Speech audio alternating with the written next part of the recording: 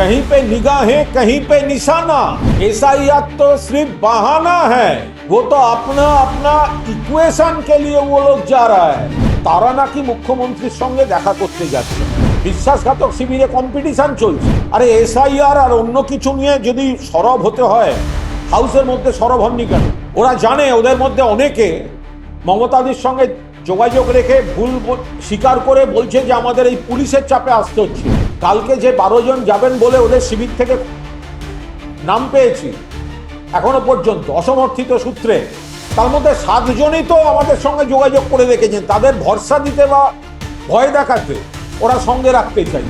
দেখুন, যারা এ রাজ্যে বিজেপি পোষিত, স্পিকারের আশীর্বাদ ধন্য এবং বিজেপির বিরুদ্ধে যাতে প্রকৃত বিরোধিতা কেউ না করে, ঢাল হিসেবে যাদের বিরোধী দলের স্বীকৃতি দেওয়া হয়েছে, তারা নাকি মুখ্যমন্ত্রীর সঙ্গে দেখা করতে যাচ্ছেন। একদিকে দিল্লিতে ওই বিশ্বাসঘাতক কিছু সাংসদ, তারা কখনো প্রধানমন্ত্রী, কখনো স্বরাষ্ট্রমন্ত্রী, কখনো এই মুখ্যমন্ত্রী, তাদের কাছে যাচ্ছেন। তাদের মধ্যে বিশ্বাসঘাতক শিবিরে কম্পিটিশন চলছে। দিল্লি থেকে এমপিরা বলছেন আমরা শুভেন্দুবাবুর সঙ্গে বসে এই খেলাম, সে বিরাট সব পদ, পঞ্চব্যঞ্জনের লাঞ্চ। তো ফলে আবার এখানকার যারা বিজেপির বি টিম, তারা বলছে দিল্লির বিজেপির বি টিম লাঞ্চ করে ফেলেছে, আমরা কেন পিছিয়ে গেলাম, আমাদের সঙ্গে তো একটু দেখা করতে হবে, প্রেস্টিজ চলে যাচ্ছে।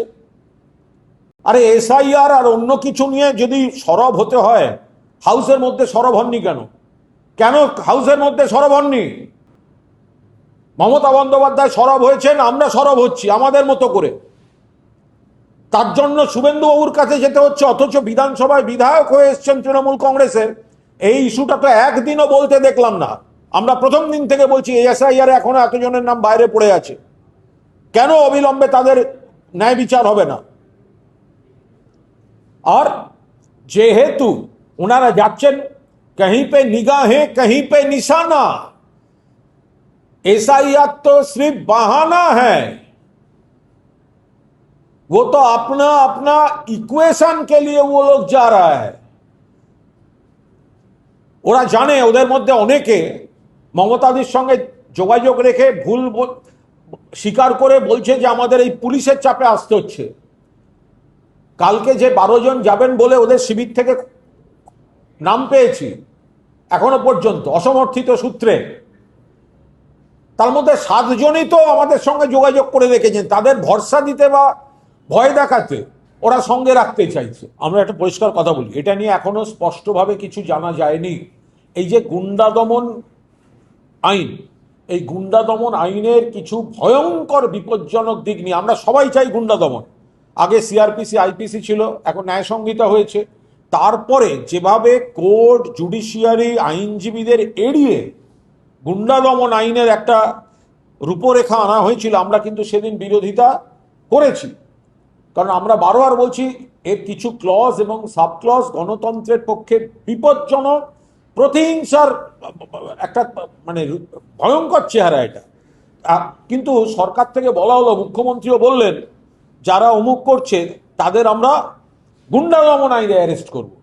আজকে আবার শুনছি গুন্ডা দমন আইন সেটা রাষ্ট্রপতি, মহামান্য রাষ্ট্রপতির সই হয়নি। এর মানে কি? তাহলে রাজ্য সরকার বিধানসভাকে মিসলিড করলেন কেন? যে বিলটা, যে বিলে রাষ্ট্রপতির অনুমতি আসেনি বা সেখানে যদি কোনো জট থাকে, তাহলে সেই অনুযায়ী তারা নাকি ধরছেন। একটি মিছিল থেকে গন্ডগোল হয়েছিল, তাতে বলা হলো গুন্ডা দমন আইন প্রয়োগ হচ্ছে। তাহলে গুন্ডা দমন আইন যদি রাষ্ট্রপতি সই না করে থাকেন, তাহলে কেন সই হয়নি দেখতে হবে। 2, যদি সই না হয়ে থাকে তাহলে বিধানসভাকে মিসলিড কেন করা হলো। আর 3, সরকারকে আবার বলবো, গণতন্ত্রের পক্ষে ভয়ঙ্কর বিপজ্জনক রাওলাট আইনের মতো সমস্ত ক্লজ, সাব ক্লজ আছে, অবিলম্বে সেগুলি প্রত্যাহার এবং সংশোধন করা উচিত। ওগুলো সব আই ওয়াশ, লোক দেখানো। বিজেপির মধ্যে একটা তোলাবাজির প্রবল যে সমস্যা চলছে, সেটা যে প্রমাণিত সত্য, সেটা তাদের নেতাদের কথাতেই বোঝা যাচ্ছে। পাড়ায় পাড়ায় এসব হচ্ছে, জেলায় জেলায় এসব হয়েছে। ফলে বিজেপি নেতারা মুখে এক কথা বলছেন, ভালো ভালো কথা বলছেন, সেগুলো তাদের কর্মীরা, সে তৎকাল বিজেপি হোক বা অমুক বিজেপি, তারা এসব শুনছে না, তারা এই ধরনের ক্রিয়াকলাপ চালিয়ে যাচ্ছে। 100%। যদি তোলাবাজি হয়ে থাকে তো তাহলে শুধু বিজেপি সাসপেন্ড করার কে? তাদের তো পুলিশের হাতে তুলে দিয়ে অ্যারেস্ট করানো উচিত। বিজেপি যদি তোলাবাজির অভিযোগে এতজনকে নিলম্বিত করে থাকে, বা ওরা যদি বড় মুখ করে বলে এই তো আমরা অ্যাকশন নিচ্ছি, আর তোমরা কি অ্যাকশন নেবে? তোমরা তোমরা তোমরা তো সেই বউবাজার বিস্ফোরণের কেস হলো, সিপিএম এর বউবাজার বিস্ফোরণ রশিদ কেলেঙ্কারি কেস, 6জন রাজ্য নেতাকে সিপিএম সাসপেন্ড করলো কিন্তু পুলিশ দিয়ে অ্যারেস্ট করালো। তো তার মানে কি? তাহলে তো আড়াল করে প্রোটেকশন দেওয়া হয়েছে। আমি একটা পরিষ্কার কথা বলি, যদি আখরুজ্জামানের এত দুঃখ থাকে যে এত কম ক্ষমতা ছিল আগের সরকারের সময়, যদিও তিনি মন্ত্রী ছিলেন এবার, এবং বিদ্যুতের মতো একটি দপ্তরের রাষ্ট্রমন্ত্রী ছিলেন যেটি যথেষ্ট গুরুত্বপূর্ণ, এবার তার যদি এত কষ্ট থাকে এবং দল বা সরকারের জন্য এত বদনাম, তো তিনি মমতা বন্দ্যোপাধ্যায় তৃণমূল কংগ্রেসের প্রার্থী হয়ে আবার দাঁড়ালেন কেন ভোটে?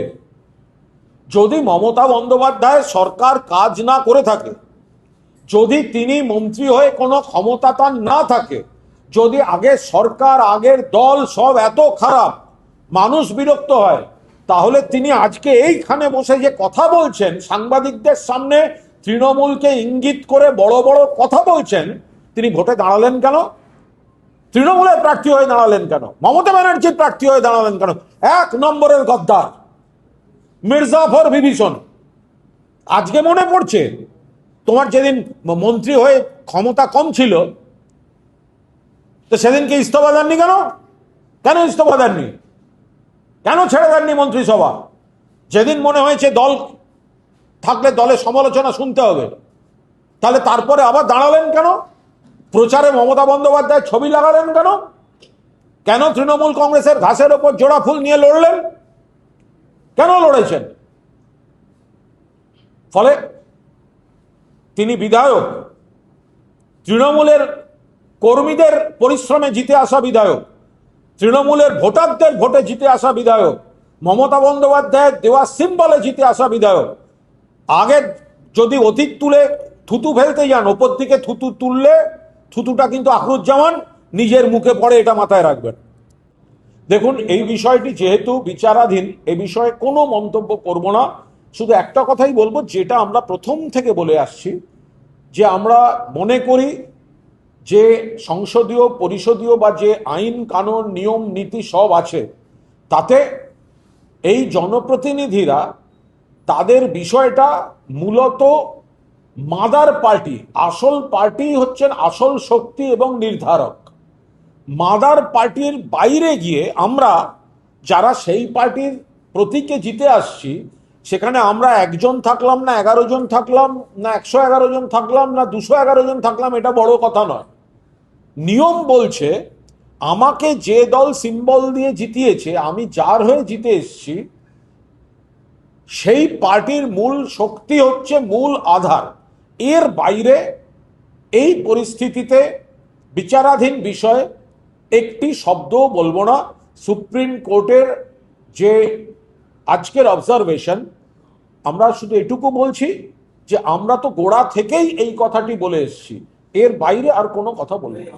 আরো ভালো ভালো খবর দেখতে সাবস্ক্রাইব করুন বাংলা হান্টের ইউটিউব চ্যানেল। বাংলা হান্টের আরো খবর দেখতে নজর রাখুন।